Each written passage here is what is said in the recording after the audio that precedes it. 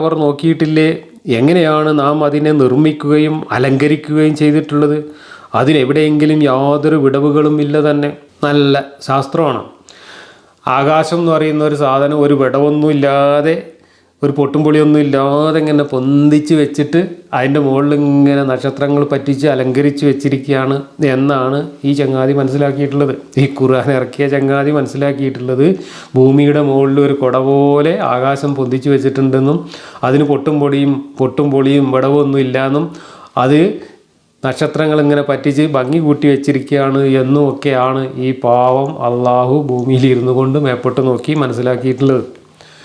അതാണ്. എന്നിട്ട് നമ്മളോട് പറയുകയാണ്, നിങ്ങൾ നോക്കിയിട്ട് വല്ല വിടവും കാണുന്നുണ്ടോ, വല്ല പൊട്ടും പൊളിയും കാണുന്നുണ്ടോ, ഞാൻ അവിടെ ചൊറുക്ക് കൂട്ടി വെച്ച് നിങ്ങൾ കാണുന്നില്ലേ എന്നൊക്കെ മൂപ്പര് നമ്മളോട് ചോദിക്കുകയാണ്.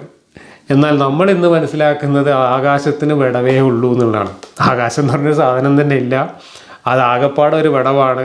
ആ വിടവിൽ കൂടെ നമ്മൾ അനന്തമായിട്ട് പരന്നു കിടക്കുന്ന ശൂന്യതയിലേക്ക് നമ്മൾ കാണുകയാണ്. ആ ശൂന്യതയിൽ അനന്തമായി പരന്നു കിടക്കുന്ന നക്ഷത്രങ്ങളും ഗാലക്സികളും ഒക്കെയാണ് നമ്മൾ രാത്രി സമയത്ത് നോക്കിയാൽ കാണുന്നത്. അതല്ലാതെ ആകാശം എന്ന് പറയുന്ന ഒരു കുട പൊന്തിച്ച് വെച്ചിട്ട് അതിൻ്റെ താഴെ ഇങ്ങനെ പറ്റിച്ച് വെച്ചതൊന്നുമല്ല ഈ കാണുന്നത് എന്ന് ഇന്ന് നമുക്കറിയാം.